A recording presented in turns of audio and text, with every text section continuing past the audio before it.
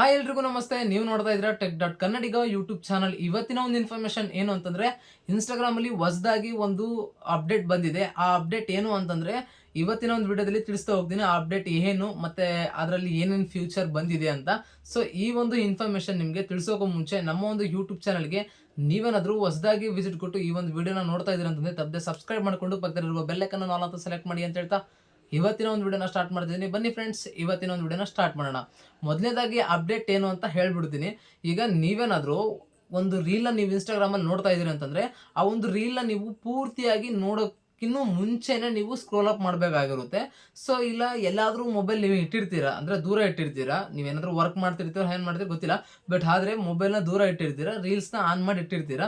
ಆದರೆ ನೀವು ಆ ರೀಲ್ಸ್ನ ಆನ್ ಮಾಡಿಟ್ಟಾಗ ಅದೇ ರೀಲ್ಸ್ ಮತ್ತೆ ರಿಪೀಟ್ ಆಗಿ ಬರ್ತಾ ಇರುತ್ತೆ. ಆ ಒಂದು ರೀಲ್ಸ್ ಏನು ರಿಪೀಟ್ ಆಗಿ ಬರ್ತಾ ಇರುತ್ತಲ್ಲ, ಸೊ ಆವಾಗ ನಾವು ಅದೇ ಬರ್ತಾ ಇರೋಕೆ ನಂಗೆ ಬೋರ್ ಬರುತ್ತೆ. ಆದರೆ ಅದೊಂಥರ ಹಿಂಸೆ ಆಗುತ್ತೆ ಕೇಳಿದ್ನೇ ಕೇಳಿ. ಆವಾಗ ನಾವು ಏನು ಮಾಡ್ತೀವಿ ಅಂತಂದರೆ ಮತ್ತೆ ಆ ಒಂದು ವಿಡಿಯೋ ನಾವು ಮೇಲಕ್ಕೆ ಸರಿಸ್ತೀವಿ. ಮೊದಲು ಆ ರೀತಿ ನಾವು ಮಾಡ್ತಾ ಇದ್ವಿ. ಆದರೆ ಈಗ ಹೊಸ ಅಪ್ಡೇಟಲ್ಲಿ ಆಟೋಮೆಟಿಕ್ ಆಗಿ ಅದೇ ವಿಡಿಯೋ ಪೂರ್ತಿ ಏನು ಡ್ಯೂರೇಷನ್ ಇರುತ್ತೆ, ಆ ಒಂದು ಡ್ಯೂರೇಷನ್ ಎಲ್ಲ ಕಂಪ್ಲೀಟ್ ಆಗಿದ ತಕ್ಷಣ ವಿಡಿಯೋ ಆಟೋಮೆಟಿಕ್ ಆಗಿ ಅದೇ ಸ್ಕ್ರೋಲ್ ಆಗುತ್ತೆ. ಆ ಒಂದು ಫ್ಯೂಚರ್ ಈಗ ಇನ್ಸ್ಟಾಗ್ರಾಮ್ ಅವರು ತಂದಿದ್ದಾರೆ. ಅದು ಯಾವ ರೀತಿ ಆನ್ ಮಾಡ್ಕೊಳ್ಳೋದು ಅಂತಂದೇಳಿ ಇವತ್ತಿನ ಒಂದು ವಿಡಿಯೋದಲ್ಲಿ ತಿಳಿಸ್ತಾ ಹೋಗ್ತೀನಿ. ಮೊದಲನೇದಾಗಿ ನಿಮ್ಮ ಒಂದು ಇನ್ಸ್ಟಾಗ್ರಾಮ್ ಆ್ಯಪ್ನ ನೀವು ಓಪನ್ ಮಾಡ್ಕೊಳ್ಳಿ. ಓಪನ್ ಮಾಡ್ಕೊಂಡಿದ್ದಾದ್ಮೇಲೆ ರೀಲ್ಸ್ ಆಪ್ಷನ್ಗೆ ಬನ್ನಿ. ಈಗ ಹೋಮ್ ಪೇಜಲ್ಲಿ ಇರ್ತೀರ, ರೀಲ್ಸ್ ಆಪ್ಷನ್ಗೆ ಬಂದಿದ ತಕ್ಷಣ ನಿಮಗೆ ಒಂದು ವಿಡಿಯೋ ಅನ್ನೋದು ಪ್ಲೇ ಮಾಡ್ಕೊಳ್ಳಿ. ಯಾವುದಾದ್ರೂ ಒಂದು ವಿಡಿಯೋ ಪ್ಲೇ ಆಗಿರುತ್ತಲ್ಲ ಈಗ ಆಲ್ರೆಡಿ. ಸೊ ಆ ಒಂದು ವಿಡಿಯೋ ಪ್ಲೇ ಮಾಡಿದ ತಕ್ಷಣ ಇಲ್ಲಿ ಪ್ಲೇ ಮಾಡ್ತೀನಿ ನೋಡ್ಕೊಳ್ಳಿ. ನಾನು ಈ ಒಂದು ವಿಡಿಯೋ ಪ್ಲೇ ಮಾಡಿದ ತಕ್ಷಣ ಇಲ್ಲಿ ಕೆಳಗಡೆ ಇಲ್ಲಿ 3 ಡಾಟ್ ಲೈನ್ ಇದೆಯಲ್ಲ, ಸೊ ಆ ಒಂದು 3 ಡಾಟ್ ಲೈನ್ ಮೇಲೆ ಕ್ಲಿಕ್ ಮಾಡಿ. ಈಗ ವಿಡಿಯೋ ನಾನು ಪ್ಲೇ ಮಾಡಿ ಹಾಗೆ ಇಟ್ಕೊಂಡಿದ್ದೀನಿ. 3 ಡಾಟ್ ಲೈನ್ ಮೇಲೆ ಕ್ಲಿಕ್ ಮಾಡಿದ ತಕ್ಷಣ ಇಲ್ಲಿ ನೋಡ್ತಾ ಇರ್ಬೋದು ಆಟೋ ಸ್ಕ್ರೋಲ್ ಅಂತ. ಈಗ ವಿಡಿಯೋ ಪೂರ್ತಿ ವಿಡಿಯೋ ಡ್ಯೂರೇಷನ್ ಅಂದರೆ ನಿಮಗೆ ಅರ್ಥ ಆಗುತ್ತೆ. ವಿಡಿಯೋ ಪೂರ್ತಿಯಾಗಿ ಎಲ್ಲನೂ ಮುಗಿದ ಮೇಲೆ ಅದನ್ನೇ ಸ್ಕ್ರೋಲ್ ಅಪ್ ಆಗುತ್ತೆ. ಇಲ್ಲಿ ನೋಡಿಸ್ತೀನಿ ಎಕ್ಸಾಂಪಲ್ ಮುಖಾಂತರ. ಈಗ ನಾನು ಆಟೋ ಸ್ಕ್ರೋಲ್ ಅನ್ನೋ ಆಪ್ಷನ್ ನಾನು ಆನ್ ಮಾಡಿದ್ದೀನಿ. ನೀವು ಕೂಡ ಆನ್ ಮಾಡ್ಕೊಳ್ಳಿ. ನೆಕ್ಸ್ಟ್ ನಾನು ವಿಡಿಯೋನ ಪ್ಲೇ ಮಾಡ್ತೀನಿ, ನೋಡ್ಕೋಬೋದು.